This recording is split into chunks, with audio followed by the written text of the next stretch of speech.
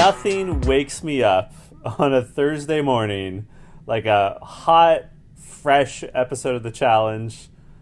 I'm John Chidley Hill. And I am Sheldon Alexander. And this is You Killed It, the podcast about The Challenge. For those of our listeners who don't know about how we go about things, Sheldon and I both work nights. Yes. So what we do is we wake up in the morning and we've recorded the challenge, and then we watch it, and then we immediately speak to each other. So it's 9 a.m. on Thursday morning. I went to bed at 2 a.m., maybe 2:30, and then woke up at 7 to watch the challenge.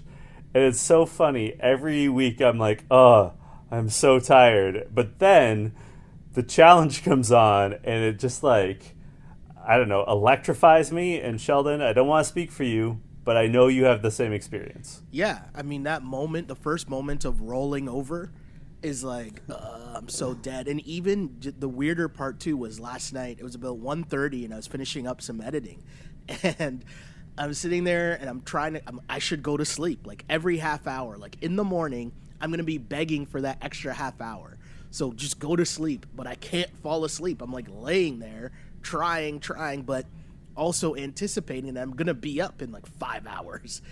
And so you end up rolling over so tired, but the episode starts and yeah, it's just fun. It's so much fun. And you love the athleticism of it. And obviously we both come from a sports background, so we love the competition. And hey, I love the storytelling and the drama. So yes, all in. It took me maybe 2 scenes to really wake up, because obviously it's immediately after the last elimination, the last proving ground. Tori has switched to the British side. Yes, she has. So I was still sort of dozy when Jordan and Tori are talking about how frankly, they're pretty pleased with themselves. They acknowledge the entire house is, well, not the entire house, but most of the house, enough of the house is against them. Yeah. But it's sort of what they wanted. Like, it's sort of what they're angling for. Yeah, I mean... But what really... Go ahead. No, I was going to say, like, that's kind of the plan, right? Like, when you kind of have to navigate what's going on and try to have a counter move to the main move, and, you know, that's their counter. Their counter is, this is how we can gain control or some form of power back in this game, is to switch sides. And so, you know, that was the first part of it. Tori winning an elimination, and I like it so far, John, because it's one of the things that we always talk about in this game, where you take control of your own destiny by winning challenges or eliminations. Yeah.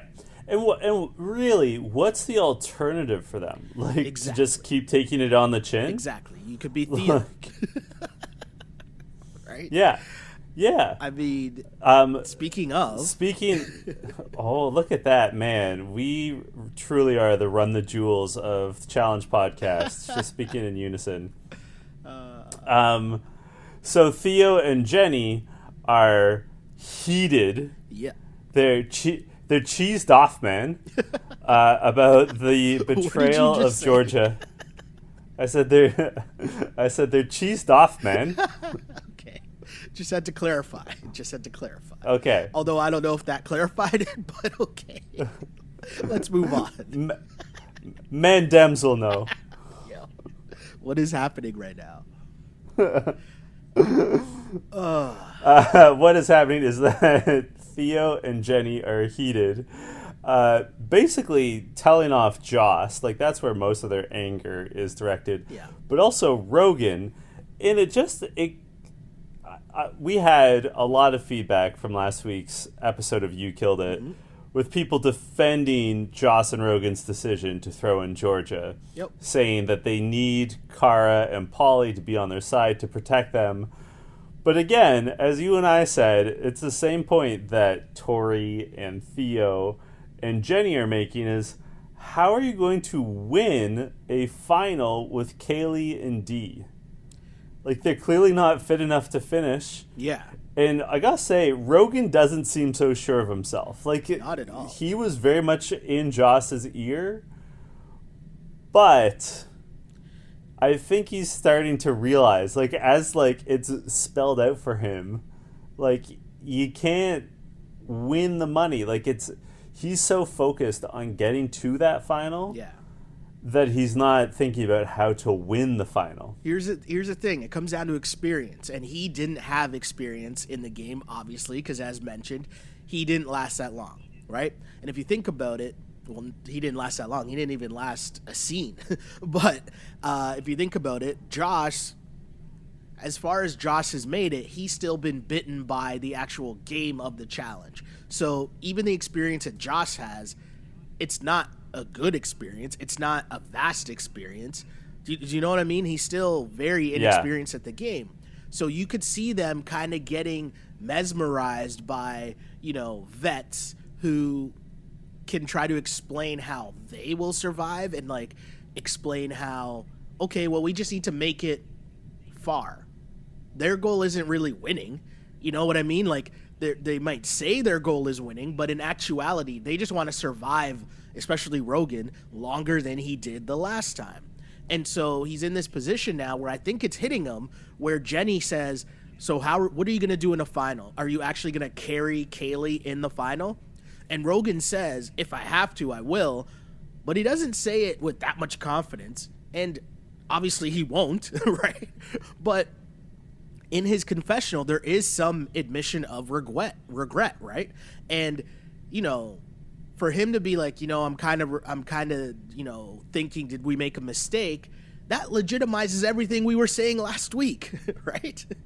Yeah. And, for Rogan to be having some regret, Joss, we see later on, which we'll get to, but Joss, I think, is having the same thing, and Joss is just blindly trusting Kaylee, and, she says in the scene, because, everyone's kind of huddled up in their groups, and Kaylee, she says, she would never do anything to put Joss in danger, and I'm like, well, what does she do to help Joss?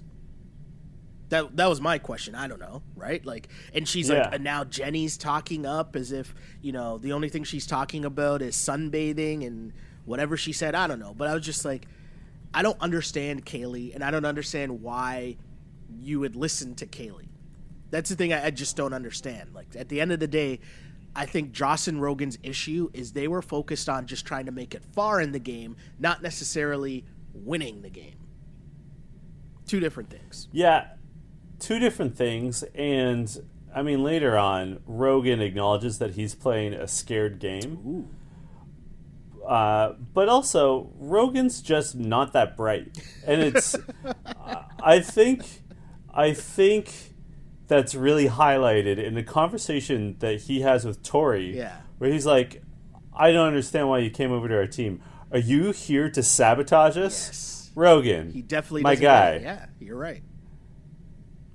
As if the British need more help losing. But that's what I'm saying. Like, No, but I'm saying like they lack such experience because again, Rogan only made it one scene, so he's gonna follow Joss. Joss has only made it kind of far. If you think about it, the last time he was just in Sylvia's alliance, no? And that's what kind of let him stay along and be on the show for a long time. But they don't have the actual experience in terms of how to play the game. Now, if you flip it to Tori, it's not like Tori's been on a million challenges, but Jordan has. And Jordan has been on challenges where there are different twists and turns, and sometimes the game isn't a straight line, right? More so it ends up being a zigzag in terms of how you get to a final. And so for Tori to understand, hey, my best chance was actually to switch teams, and then you see Rogan be like, wait, I don't get it. It's like Jordan and Tori on some next level gameplay that Rogan can't even figure out, and now he's really mindfucked. Because if you really go along, we'll get to this at the end, but Paulie, same thing. We'll get there.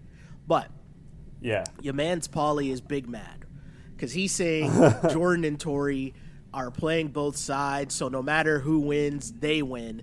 And he even says that's kind of a weak way to play the game. And I'm like, wait a second. Why is it a weak way to play the game if they have people on both sides when you also have people on both sides? Like, it's weak just because they're in a relationship? That's dumb. That doesn't make sense. Am I wrong I mean, here? Like, Paulie is no, working with you're- Joss and Rogan. They are on the other team. What's the difference between that and Tori and Jordan being on the other team? Well, I mean, you and I discussed this last week and the week before that. What's like brutal is that, or brutal, what's hypocritical here is exactly what you're touching on. Like, it's what kills me is that Paulie and Jordan, they both do that. Both sides of this house do this. Neither one of them can just admit that they're playing the same game, but they're just opposed to each other, and that's fine. Yeah. Right? Yeah. Totally. That's fine. It's my complaint about Johnny Bananas all the time when he gets on this moral high horse about how West plays the game. Yeah. It's not even a question of morality in either case. Like, they're just playing the game their own way, which happens to be very similar to the way they're playing it. Mm-hmm. It's just like there's nothing to be bitter about. No, not at all. Right? Like, you just have to be like, that's what they're doing to try to get by because they're trying to win money for themselves, just as I'm trying to win money for myself. Yeah. Right? Like, no trust has been broken. Like, it's not like Jordan ever lied to Paulie. It's not like Paulie ever lied to Jordan. There's no need for this, like, oh, it's a weak way to play the game. No, it's a way to play the game. But I also think it looks a lot like your way. I also think in this situation, though, it could be a thing where, much like Rogan doesn't really understand what's happening, Paulie might not really understand what's happening. And I didn't really think of it at the time when the scene happened, but watching how this episode played out, it's clear that Paulie and Cara didn't really think this through. Yeah. Do you know what I'm saying? Like, they didn't fully understand, like, wait a second, well, if Tori's on the other team, and then unless we're really confident that whoever's going to take out Jordan, I don't think they really thought this through. Which I'm trying to save it for the end, but it's becoming so hard. So let's just keep moving. Let's just keep plugging away. All right, let's keep it rolling. Cam is trying to talk to Theo, not sure why, don't really get it. Josh saying that he lost a piece of him when Georgia left. Oh my God. This is just establishing that Josh has become close with Nany and Zach and Jordan. They're basically a squad, and Josh and Nany have become really close. Josh is filling a role of team motivator. He's the glue guy, right? Or this might be tough for our American fans, but Mike Babcock loves Zach Hyman, right? And whereas Tavares and Marner, they get the buckets, they score the goals, but you need Zach Hyman. This to me is Josh's role, where Josh is he's the glue guy. He keeps the team together. I guess a more proper reference for our American listeners would probably be, Draymond, right? Steph and Clay are nice, but without Draymond, Golden State's not winning. And so Josh is the motivator. He's trying to keep Nany up, and they're trying to keep their level head, knowing that they don't have the numbers. But I don't know. They're clearly setting us up for something, right? They're setting us up. But I was still kind of I don't get it. And maybe that's just because my bias towards Josh, which I fully admit. But did you get this relationship here? I have a question for you. Okay. Do you think that Nany is the new Georgia for Josh? That's possible. It's definitely possible. I mean, why not? Because Josh strikes me as the kind of guy where if he's not crushing on someone, it feels as if, I don't know, he's missing a part of himself. And so I feel like Georgia's gone, and there's, a part of Josh that's just well, now who am I going to latch on to? Now who am I going to crush on? And I think that could be Nany. Yeah. No, for sure. And, I don't think she's interested. I don't think she's reciprocating. But, I mean, Georgia, I guess toward the end she was playing along with it more. But you know what I mean? Yeah. There's always, I don't even know how to describe it, but there's especially a certain kind of guy who just needs to be crushing on someone. You know what I mean? You like the attention. And the attention that, because really the role that he's playing is he's just gassing them up. right? Like, oh, you're so Yeah. special, you're so smart, you're wonderful, you're the best, you're like the strongest player in the house, blah blah blah blah blah. Like, You're so strong. yeah, like You're so strong. Oh, all those other people, they're weak, but you, Nany, you're so strong. If you break down, Nany, I'll break down. You can't. Okay, I love you. it's so good. That was a pretty solid Josh impression. I'll be honest. Thank you. That was pretty good. I've been practicing. I have been practicing. Oh man! So we get to the actual challenge, which is called what? Temple Wall Traverse. Correct. And there's 6 climbing walls, and these things are swinging. First off, right? And there's Yes. painted tiles on the wall, and you need to grab the tiles, climb the wall, place the correct tile on the matching place on the wall that has the same Roman numeral. The team is split into Yes. 2. You got to go from one side to the next. As you climb, though, you're only allowed to grab 2 per turn, per person, right? So each person's turn, you're only allowed to put 2 pieces up. And you can't go again until everyone on your side goes.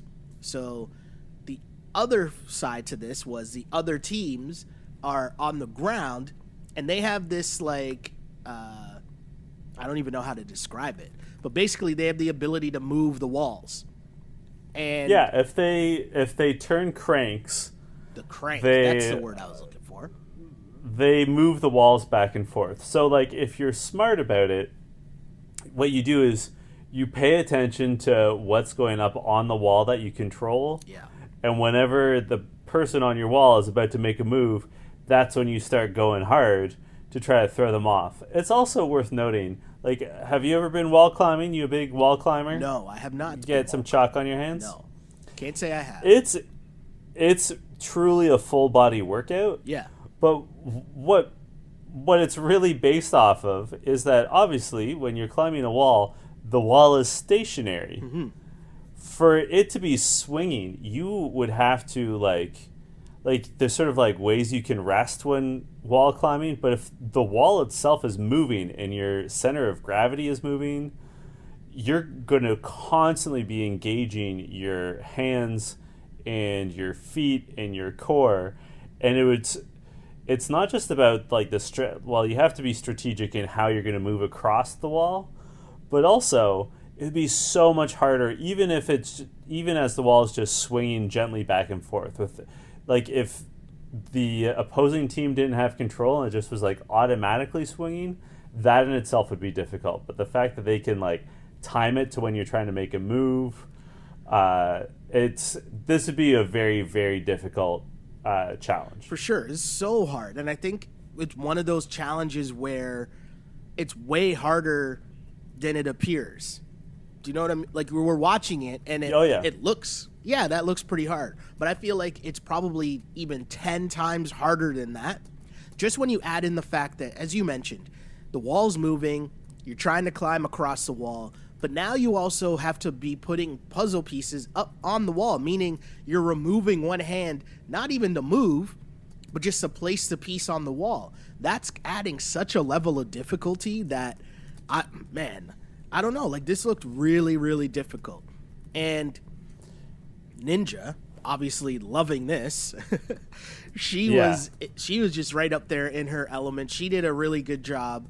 And the thing I found funny was at one point you see Theo was he's got the crank moving, and he's only doing it one hand, and CT's like, no, I got this. And then he starts going to town. And it was just funny to see, like, how that dynamic worked in the challenge.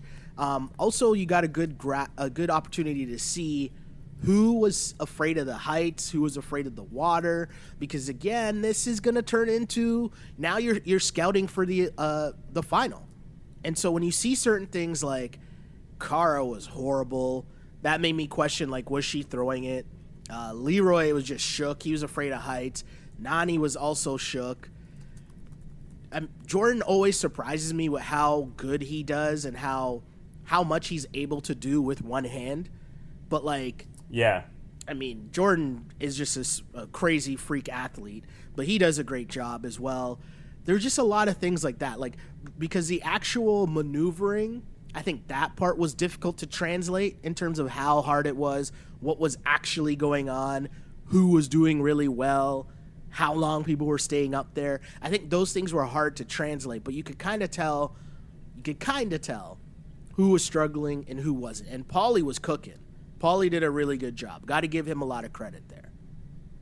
Absolutely. One thing that we should talk about is that last week's competition, that there have been both Kaylee and Cara have alleged that Jordan and Josh and that alliance threw last week's competition. Ah, okay. You might recall that Josh tackled Leroy, even though they were on the same team. Yes. And they said that Jordan just threw it as well. So I don't know. I take that sort of thing with a grain of salt. There's a lot of talk. Why would they do that? To get Tori over to the other side. But here's a one issue with that. Okay, they're not in control of who goes in. Yeah, I know. I don't.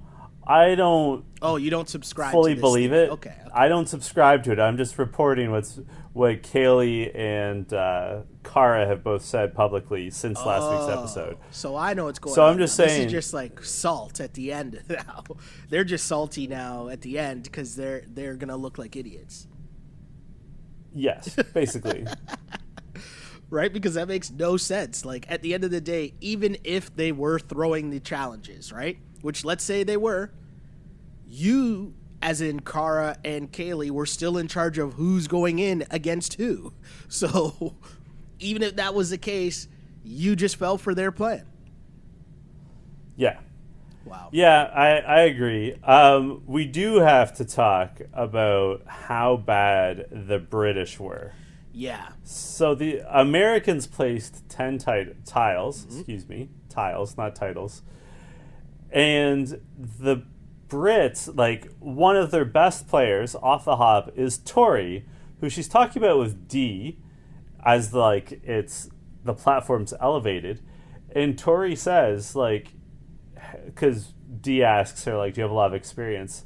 Tori's like, Jordan had me rock climbing, like wall climbing regularly in preparation.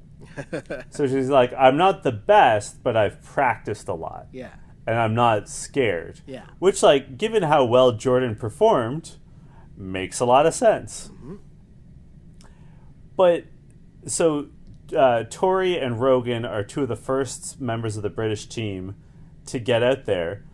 Rogan almost immediately loses his grip, and as he falls, he grabs Tori's arm and yanks her off. Honestly, I really thought that was purposeful. Oh. Like, this is why I brought up the specter of people throwing it, because I think Rogan did that on purpose. First of all, like, he was already, like, 100% off when he did that. Yeah. Yeah. Right? Like, there was no way that grabbing onto either Tori or a handhold was going to, like, recover the situation for Rogan. Second of all, given that scene that we had earlier where Rogan was like, oh, you're just here to sabotage us? Yeah.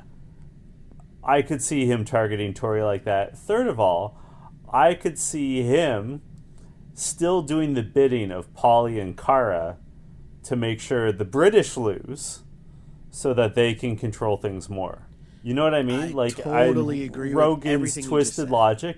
Yeah. And, like, he did not seem that apologetic or remorseful in confessional.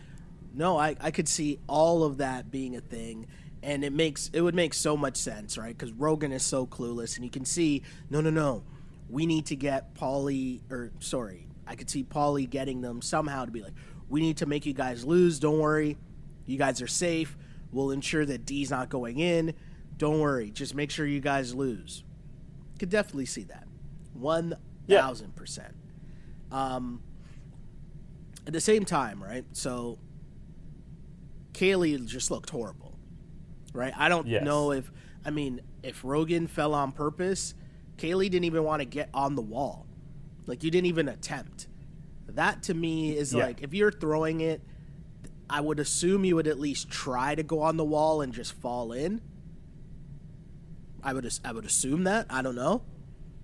Yeah. But she didn't even try. She won't even try. And she says, my weakness is water. And I wrote down, what is her strength?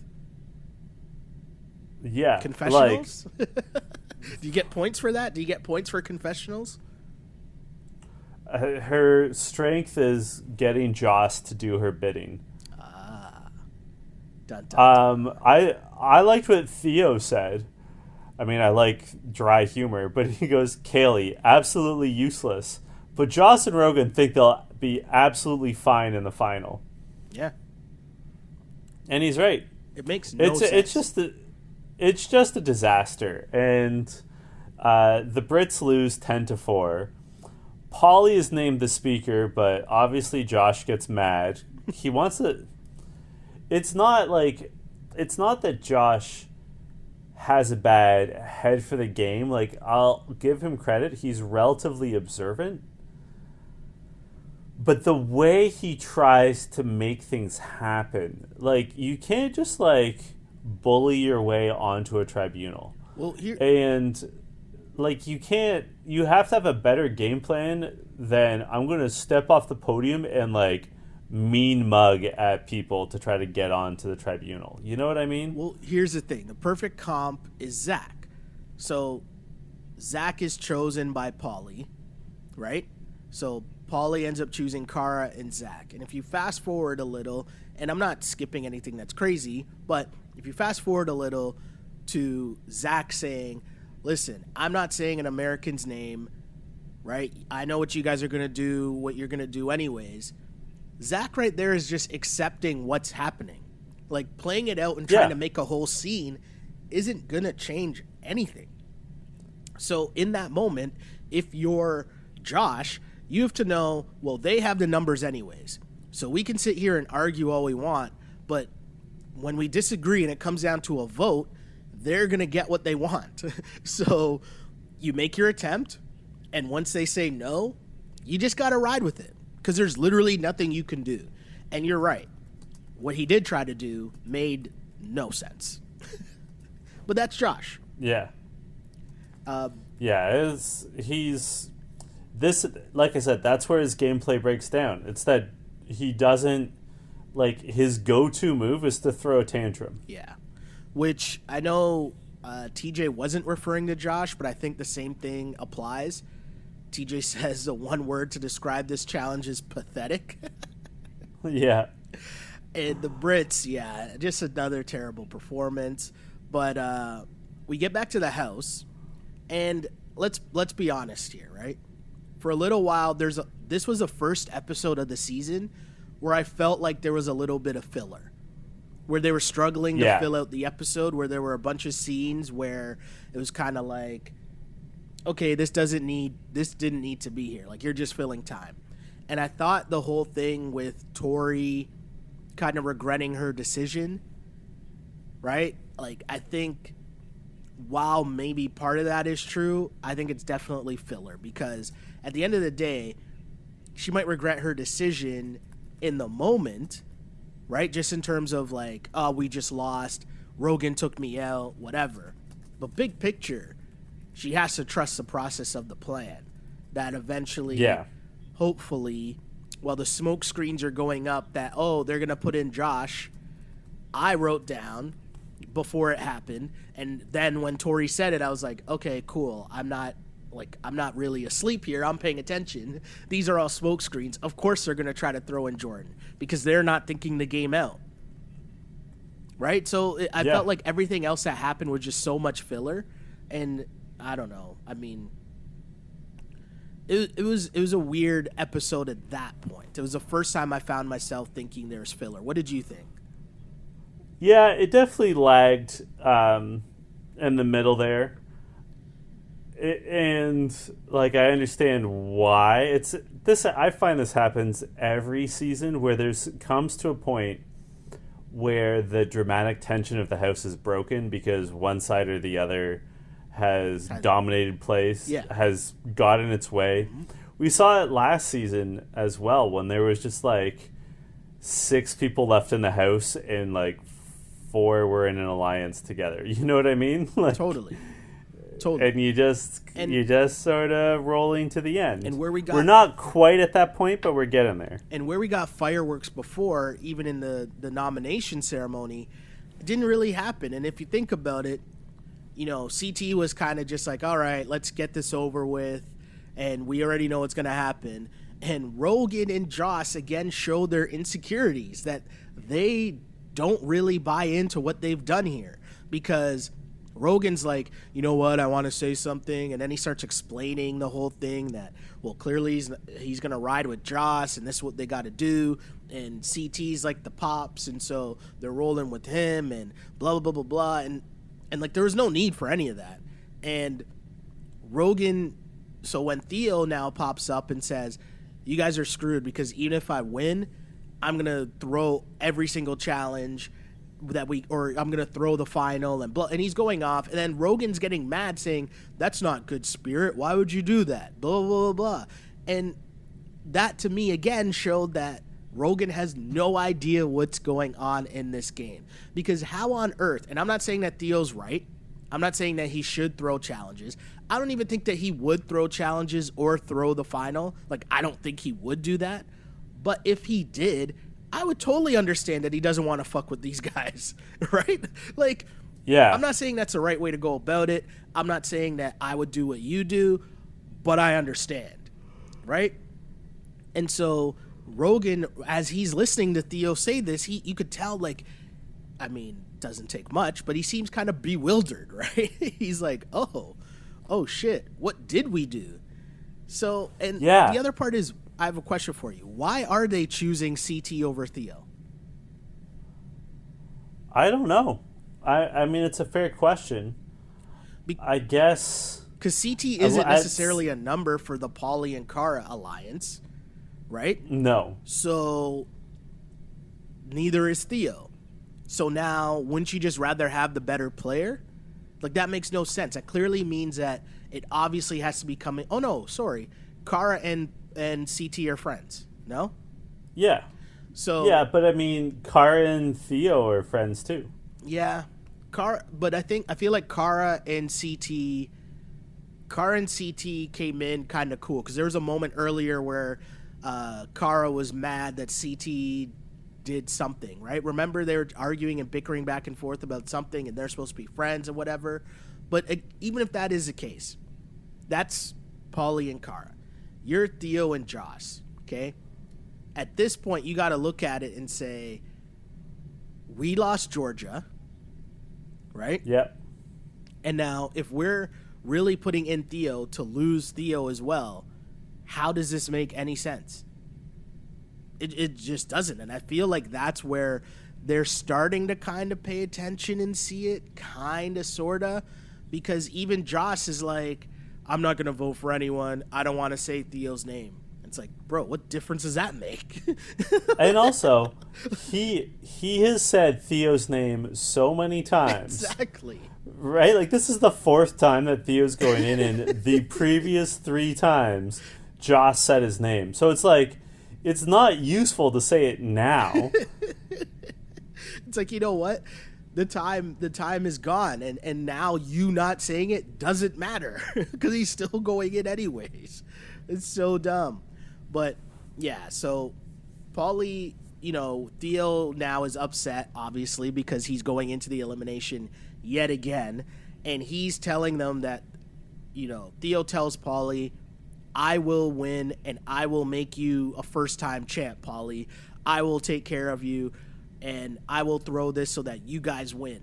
And Paulie, for some reason, is buying into this, and Cara is trying to suck up to Theo, because remember, they were partners last year, and there should be some form of loyalty, but clearly it's Cara Maria, so there isn't. And she's trying to now butter him up by saying, hey, you keep going into these eliminations and showing out, and that's how Wes became a legend. And Theo's not She is right. But Theo's not buying She is right, though. No, but it doesn't matter. Again, that's like you're giving me a participation medal, right? Like, I understand. Yeah. Whereas, like, what you're saying might be true in theory, but in reality, you're still putting me in all the time for no reason. So you're not putting me in so that I can gain experience in eliminations. You know what? I'm not a Cara fan, but in this like one particular moment, I agreed with what she was saying. Because there was a season where Wes had to go in like something crazy, like 7 times. Yeah. And I mean, at this point, Theo's not going to be making the final. That's not a spoiler just for this episode. I mean, like, he's not. The Brits are not going to win. I don't think in the final. So, like, at this point, like, just keep winning and earning your appearance fees because they also get paid per episode, and then like come back next time. You know what I mean? Like, Cara can't say like, "Hey, keep cashing them checks on the appearance fees," but that's sort of what she's saying, right? And also, if you build up your reputation as a really good competitor, they'll bring you back for another season, as long as you don't lose sight in one of your eyes or something like that. You know what I mean? Oof, so too soon. But that's what Cara is saying, right? She's like, hey, yeah, you're fucked, but like make the best of the situation while you're fucked. Yeah, I mean, I guess so. And again, Zach brings up the point where he's like, I'm not even really going to argue with you guys.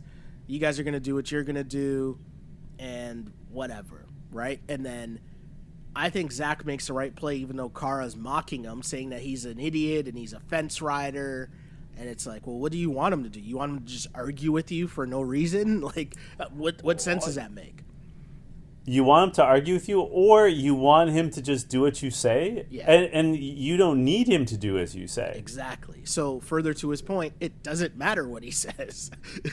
So we get a useless like restaurant scene where it was just like it was almost like Mean Girls, right? Like the cafeteria and all the different. It was so high school. It was. I mean, you said it. It's so high school. It's so like there's essentially 3 tables. One of the tables seems to be just minding their own business, but the other 2 tables are just talking about each other. Mad shit about each other. Yeah. It just like lame, like grade 5 insults. It was pretty dumb, and I didn't fast forward through it, but if I knew what I knew afterwards, I definitely would have. You know what I mean? I definitely would have and could have, because didn't really miss anything. The only thing that I would bring up is that Nany is super rattled, and she ends up calling Jenna. And I was like, hey, Jenna's good people, so I didn't mind seeing Jenna. I did want to say of that like club scene, quote unquote club scene, that Tori, who's trying to, I guess, smooth things over with Rogan, says to him, like, what is it you're trying to accomplish? Yep. And Good he question. says that he wants to redeem himself after vendettas because he was there for a minute, a heartbeat. And it sort of speaks to what's going on inside his small brain. Rogan, you're not redeeming yourself at all with your super scared game. Yeah. And like a lot of the disputes on the season started because Rogan vehemently refused to go into elimination. Right? Like that was sort of like the original crack between him and Bear and Theo.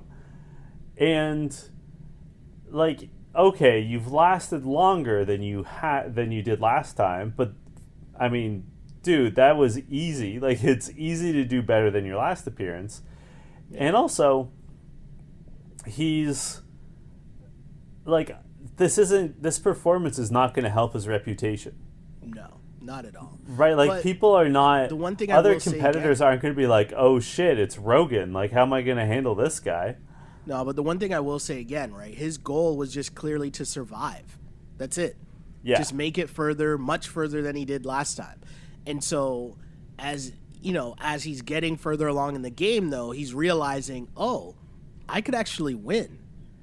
Or I can get really close to winning, which I don't think was something he fully thought out when the season started. Yeah. His goal was just, don't be the first one eliminated. I think to continue to criticize him, he hasn't pivoted, right? Like, okay, He your doesn't know how to. original, like, yeah. But, like, his original goal was, I'm going to last longer than I did. I'm going to go deep into this game. Okay, congrats. You've done that. Now do better than that. Like, go further than just be like, yeah, I'm going to hang on. But, like, go for a win. But it's too late for that now. Like, not that Georgia was, like, everything that they needed, but that's it. Like, without Georgia, they're in pretty big trouble. Yeah. And I mean, it's funny because what ends up happening is that after this scene, there's just a bunch of smoke screens, right? Before you get Jordan and Tori realizing, Tori's like, don't listen to anything that they're saying. They're probably going to throw you in. Which, I mean, you could kind of see the writing on the wall. And they put in a couple scenes to make it think that, oh, they're going to put in Josh. But you could see if you're going to take your shot, if you're Paulie and you're going to try to take your shot, you're going to send in Jordan against Theo. And the one question I do have is when they walked into the proving ground, that's what it's called, right? Proving ground? I almost forgot that. Yes. So when they walked in, did they get to see what the challenge would be? Do you know what I mean? Like, was it set up or no? Yeah, they showed them walking through it. So this is another example of what I was trying to hold back from the beginning, where I was saying Josh and Rogan clearly don't have much experience in the game, but they don't really understand what Tori and Jordan are doing, but like the scouting of it all. Whereas Jordan and Tori, what did you say? Tori says Jordan had her rock climbing, right? That's kind of research. That's experience in being on the show and knowing what things might come up, okay? Now, they, try to make a funny joke and, oh, I'm going to put in Cara does a little fake. Oh, I just wanted to see Josh squirm. Oh, no, I'm really putting in Jordan. And then Jordan's down there with Theo, and they show what the challenge is, and Zach right away is just laughing. Right away, Zach starts laughing because he's like, oh, man, like, Jordan, like, this is what Jordan does, right? Jordan, like, grew up swinging a hammer his whole life, and, like, Zach brings up the fact that Jordan beat him in a very similar elimination a few seasons back. So, and I love the kicker at the end with Zach where he's just kind of like, so you just basically gave the other team a great player. Great joke. And just like deadpan, and walked away. And you can see the look on Paulie and Cara's faces as if they're like, oh shit. But they didn't think this through at all, because no matter what the challenge was going to be, okay, Jordan was going to give Theo a go, no matter what the challenge was. Correct? Yeah. Like, Jordan wasn't going to roll over to Theo, regardless of what it was. So then when you see that it's this challenge, you've known Jordan for a long time. You should know strengths and weaknesses. And as soon as that challenge started, the one thing I did say, or I wrote down, was that Theo is probably going to gas out, because this is another reason why we love this show so much, John, because you have challenges like this where it seems to be one trait would really help you, but it's really the other. And so Theo was going to be about strength and like, oh, I'm super strong, I'm going to be able to do this. But eventually he'd probably gas out, because we all know when you're hammering something, it's not about the strength, it's about the technique. Yeah. And if Jordan's a builder, right, building whatever with his hands, he definitely knows how to hammer shit or how to use a sledgehammer, which is way more important than how strong you are. And so this was really pretty easy, no? It was a slam dunk. And, just in general, I don't know how often you've used sledgehammers or hammers in general. It's not about strength at all. A hammer is designed that the weight of the hammer head does all the work. Yeah. It's all about just like making sure you strike your target true. Yes. Right? So as long as you hit it like square on and properly transfer the weight, Yep. That's what works. That's why Jordan was able to beat Zach last time there was a sledgehammer challenge. Exactly. And everyone was like, because back then everyone's like, oh my God, Zach's huge. Jordan only has one hand. Yep. But Jordan knows that you just have to like have it perfectly timed so it's hitting flush. Like it's all about really like aim. Yeah. And we saw that again in this. Like you saw it from the very first rail spike. For sure. Theo hit it and it barely moved. It moved like maybe a centimeter. That's like a third of an inch for our American listeners. And then Jordan hit his and it like went down a third of the way. Like so Jordan's getting those spikes down in like 3 hits, whereas Theo, I mean, he said it himself in confessional, he was missing like half of them. Yeah. And he was gassing himself out because he was putting everything into it. It's not about putting everything into it. Yeah, it's about just hitting it flush. He's taking these like full body wild swings, and then eventually you're just going to gas out because you're using way too much energy. And yeah, the one thing I want to bring up, and this is a little like, you know, every once in a while I put on the like nerdy producer hat and try to. I love it when you do. Wait a second, what's going on here, right? And so I assumed, and the way that they were setting it up, I was like, wait, Jordan's going to win this. That's what I thought. And then you start watching it, and the way that they cut it going into that first commercial, it looked even. But then I realized something, and I was like, wait a second. We're seeing Theo like actually hit the nail. Like the shot's it's a wide shot, right? So you're seeing Theo hit the nail, and you're seeing the nails like go down and move. Every time Jordan hits it, right? In the beginning, you could see it for maybe the first 2 light bulbs that went off. But then every shot they showed of Jordan hitting it, you couldn't actually see where he was on the road. No. And they cut it like that on purpose because at that point, you got to remember, you're seeing Theo knock out light bulbs, but you're hearing Tori yell, Jordan, you're behind. Jordan, you're behind. And so you're making it seem as if like Theo was winning, and if not winning by a lot. Do you know, like they threw you off the scent, and it wasn't until the very end, like just before they went to commercial, and you're seeing Jordan hit the nails, but you're not seeing the actual nails. And right at that point, I was like, oh no, Jordan's winning by a lot. They're just trying to trick us right now, and I didn't fall for it. When they went to that break, and it's like, no, you're losing, Jordan. You're behind. I'm like, nah, I'm not falling for this. I know Jordan's winning. And then when they came back from the commercial, it was just straight domination. And they have all these confessionals with people making fun of Theo for how bad he was doing. And it's like, that's unfair because Jordan was just doing that well that it made Theo look way worse when really anyone else would have been getting dusted. And if it was Theo against someone else, like let's say it was Theo against CT even, right? CT probably would have done better than Theo, but it wouldn't have been as good as Jordan did because Jordan made this look super easy. Yeah. And, you know, I mean, we're talking about technique. I think it's sort of to Jordan's benefit that because he only has one hand, he has to focus on technique, right? Like, he knows he has spent his entire life compensating for that and knowing that, always finding a way to finesse things. Yeah. Right? Totally. And, kudos to Jordan. I was definitely, I don't dislike Theo, but I really enjoyed watching Jordan just put in work on this. And it's funny. I don't like the Cara Paulie dynamic, but I like Paulie a lot more this season. Well, I don't know about you. The way that this played out, right? Because at the end, Jordan's talking his trash, and I respect it. He's yelling and he's saying, "Hey, you wanna get me out?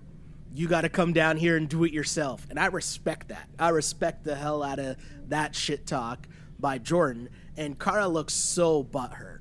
And I feel bad for Theo because the UK team, again, is just so dumb. But imagine if they put in CT and then Jordan beat CT. So then you'd be getting Jordan, and then if you remove what you did last week, they could have been looking at a team that would have Jordan, Theo, why did I forget her name? Tori. I can't believe I just forgot Tori's name there. Tori, Georgia, Joss, Rogan. Yeah. And I guess and either D or what's her name? Or I guess you keep D Kaylee. and let's say Kaylee's gone. Like how much like that's a legit team. And maybe you start winning competitions as well. Exactly. But anyways, there's a huge big decision that happens here at the end, right? Yeah. But sorry, just on your thought. If they can start winning competitions, then maybe they can take a run at Cara and Paulie. And right, like there's so many what ifs, but like they could have started weakening the American team. But instead, here they are. Here they are. And I think there is, I'll say this much, there is a possibility for them to flip on Paulie and Cara. There is an opportunity for them to do that. So I'm kind of interested to see how this plays out in the following weeks. But beyond that, this episode of the challenge ended in a very interesting twist because Jordan's up there and TJ asks him, hey, so, you know, you got a big decision to make. What are you going to do? And Jordan starts off and he says, you know what? Nothing would make me happier than going back to the American team and sabotaging them because none of them deserve any of the money. But actually what would make me happier is... And he pulls out a ring and proposes to Tori right there on the spot. My first question to you, did you see this coming? Well, I knew that he had proposed. I thought he'd proposed. I didn't think he'd proposed on camera. Ah. So, and like I did do the classic like there's like 15 minutes left and the elimination's done. And I had seen people like tweeting like, oh my god, that ending was like a movie, and like I didn't know.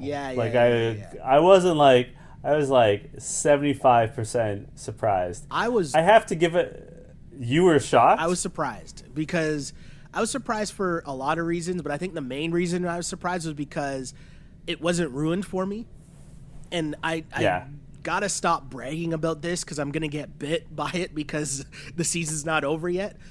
But Wednesday nights, there's normally a Raptors game, and I do a Raptors post-game show. So I'm like heavily on Twitter. The show is live on Twitter. And so the challenge obviously airs on Wednesdays. So I've become somewhat of a master at avoiding challenge spoilers because the episode never gets ruined for me. And I'm not saying this for people to ruin the episode for me, so don't do that. But I bring this up because I would have assumed that now when I look back and I'm like actually going through like what happened, I'm like, I don't know how I missed this whole part that, you know, like how this wasn't blown for me on social media. And one of my friends, she did message me last night to be like, oh my God, I need to talk to someone about this. And I'm like, no, I haven't watched it yet. And she's like, okay, let me know when you watch. But at this point, I still don't know if she's talking about the proposal or not. But at the end of the day, I'm stunned because just the way that it went down, like I have so many questions. Like, where was the ring? Like, did TJ have the ring the whole time and then he like slid it to Jordan at the end? Like, you know, like I have so many questions. Well, one of them, how much of a jerk is Cara? Well, hold on. Before we get to Cara, I've got a lot to unpack there. We're going to save Cara for last, if that's all right with you. First of all, I mean, we were just singing Jordan's praises, but to do that with an engagement ring, like, tucked in your waistband? Yeah. Like, that's even more impressive. Right? Second of all, shout out to Zach, who, first of all, when Jordan was saying, like, when TJ was asking, like, are you going to go back to the Americans? Zach had this, like, goofy, like, yeah, that's a good idea grin. Like, he was doing it for Jordan's benefit. Yeah. But he was clearly being like, yeah, you fucking should switch. But very funny. And then when Jordan started to propose, Tori was shocked. Yep. And she's like, are you for real right now? And Zach says to her, and I quote, Get down there. Get the fuck down there. There's also a pretty Which funny, was so there's great. also a pretty funny cutaway of Paulie just like, holy shit. Like you could tell the cast was actually stunned as well. And it was cool to see their general reactions. And I think it was Nany that brought it up. That was like, you know, we get pretty down on this show and, you know, we're moping around a bunch of times. We get so caught up in like all the BS. But that was a really cool moment. And yeah. That was really cool. Like, I liked it. I thought it was cool. And I will say, when it first happened, though, I was kind of like, is this kind of like the proposing at a sporting event that I really hate and find cringeworthy? Like, I wonder what people think about it. But then when I saw Cara's reaction, I was like, nope, I'm in on it. I'm good. Well, and you know, it seemed like everyone was genuinely happy. Like, you mentioned Nany. Josh said, you know, I appreciate them for bringing this positive energy into our lives right now, and he was really up for it. CT seemed really moved. Yeah. And, like, CT of anyone, I mean, he said in his confessional, you know, he said, like, I was there when they first met, and, I mean, CT knows better than anyone what it's like to meet arguably the love of your life on the challenge in this like weird environment, and like he was really supportive. And I think anyone, like, for all their faults, anyone that sees them together, they really are great together. Even Paulie was like, said, you know, I'm actually very happy for them, and you know, outside of the game, I wish them all the best of luck. Like, I'm still trying to get them out of here, but like, hey, like, what a great moment. Which brings me to this important point. Fuck Cara Maria. What an absolute piece of garbage. Like, seriously, how? And, like, it wasn't just that, like, she saved it up for confessional and was, like, putting it on for, like, drama purposes. Yeah. But in the moment, her reaction was shitty. I forget what she said. She made a shitty comment to Paulie, and even Paulie's like, "Are you for real right now?" Like, she was like, "Oh wow, well look at this. I guess Tori's gonna be the one paying for it if Jordan's gonna throw all the challenges for us." And then Paulie looked at her and was like, "Are you kidding me with that comment?" Yeah. And I was like, and he's right. Of course. But what a shitty, bitter person. But yet it shows her true colors, because to me, it sums up the fact that she was always so focused on her and Paulie being the power couple and being like, you know, we're here for the show. We're the stars of the show. We're running things. We're the main storylines. And then when that happens, she's like, oh shit, they're really like in love. Like they're a real like couple, and this is like such a great idea, and we never even thought of proposing to each other because half of our relationship is probably bullshit anyways. Right? Or at least on her side, right? But I mean, Paulie seemed to be somewhat moved. Like you saw him give Jordan a big hug, even though they're beefing, and Cara just looked like the look on her face. Like, I know the term resting bitch face is a thing, but like, I'm just gonna call that Cara face. Right? Like, that was just there. Yeah. And I was like, get out of here. And, again, as I said earlier in this episode of You Killed It, like, this makes me like Paulie more. Yeah, it was one of the times like, where, the fact... Do you know what I wrote down? I was like, Paulie actually seemed like a normal human and happy for them. Yeah. Right? And you know what? I genuinely believe that he was happy for them. Yeah. And is happy for them. How can you not be? Like seriously, how can you not be? You are a Grinch if you are, you know, involved with these people every single day. You live with them every single day for however long you're there, and then you watch this moment occur. Like, if you're there with them and you interact with them and you're just like, oh, this is terrible, you're a jerk. Now, if you're watching it on TV, and this is what I want people to write in and give their opinions on, like, would you get engaged on the reality show? Like, what are your thoughts on watching that? And there's so many different layers to it because, again, the first thing that popped up to me was people who get married at sporting events. or not get married, get engaged or propose at sporting events, right? And I always watch that and be like, oh my God, imagine proposing at like a Buffalo Bills game. Right? Like, well, I have right? I have a lot of thoughts on this. No, but I'm just saying, like, so I thought, like, that was kind of ridiculous. But then I broke it down more and thought, okay, well, they met on a season of the challenge. They're still on the challenge.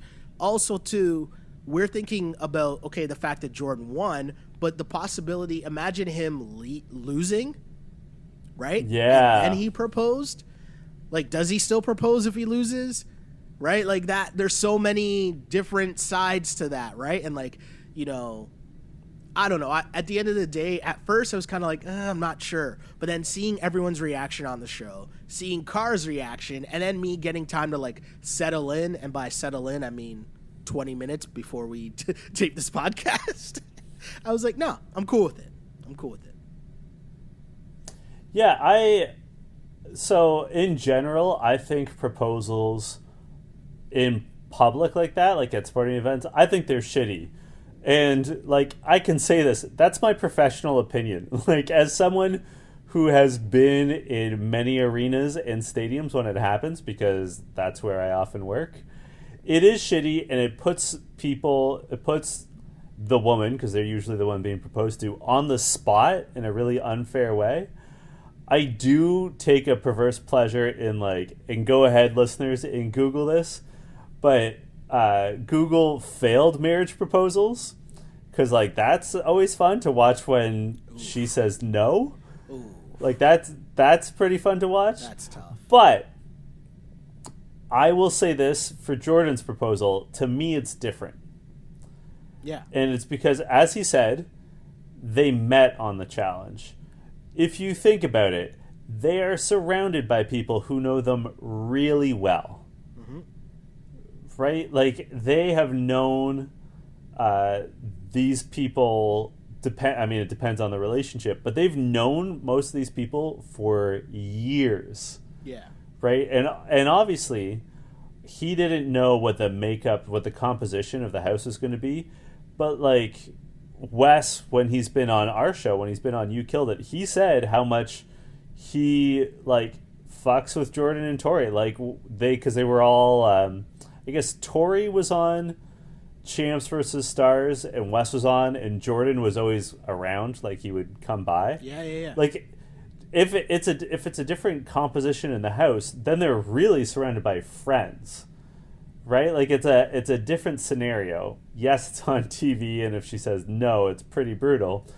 But he obviously knew what the answer was going to be. And remember, earlier this season, there was a scene where someone's like, "Oh my God, have you proposed?" And he's like, "Well, not yet." And she just like giggled at it. So like, he had some confidence going in. You're right that like, if he'd lost the competition, I mean, I guess you just like keep it in your pocket and find another opportunity. Yeah, but, I don't know. That could have been epic, right? Like, maybe he still proposes, she says yes, and then they both just leave because they're like, fuck this game. I don't know. Who knows? But the way that it did turn out was incredible. And I'm here for it. Oh, yeah. What was your line of the episode? Other than, Tori, will you marry me? I'm going to actually read a tweet, because my actual line of the episode I kind of said already. It was, I was going to give a shout out to our guy, TJ Lavin, who just called them out and said the performance was pathetic. But I'm going to read this tweet from Roy Lee's intern. And it says, LMAO. Winning 4 or 5 eliminations just to throw the final is a level of petty I aspire to be one day. That made me laugh. I thought that was funny. That is funny. I guess my line of the episode is Tori saying I do, because I am a softie. Yeah. Just a fan of love. I'm just a fan of love, Sheldon. Nothing wrong with that. Nothing wrong with that. No, I think it's pretty obvious who killed it this week, but I do have to ask you, Sheldon, who killed it for you this week? Hey, it's obviously, not only did Jordan win the elimination against the elimination master, or the Elimination King, but he also put a ring on it. And in the wise words of Miss Beyonce Knowles, if you like it, then you should have put a ring on it. And he did. So, Jordan, for that reason, you killed it. I mean, obviously Jordan killed it. He crushed in a competition and, proposed to the love of his life. Yeah. Pretty good episode for our man Jordan. I do want to add on an LVP for Cara's extreme saltiness, which I think really speaks to where her personality is. That's the sort of reaction where you should actually seek a therapist and get professional help. Yeah, you are not if that's your response that anyone wants to hang out with. No, that's super shitty. But let's stay positive. Shout out to Jordan. Congrats to Jordan and Tori. I'm happy for them because I'm not a shriveled, terrible person. Where can the people find you on social media? You can find me on Twitter at Shell Alexander or on Instagram at Sheldon Alexander. And of course, like and subscribe to this You Killed It podcast, wherever you get your podcasts, iTunes, SoundCloud, YouTube. Like and subscribe. Tell your friends, comment, rate us, all that fun stuff. Please. Our livelihoods don't depend on it. But we'd like you to anyways. No, we do not make money on this. No, I just like saying that because normally when you listen to things and shows, people say, please like and subscribe because our livelihoods depend on it. And so it's just funny to be like, our livelihoods don't really depend on it at all, actually. But we'd like you to anyways because it's the nice thing to do. Yeah. I like attention. And you can give me that attention at J Chidley Hill on Twitter and Instagram.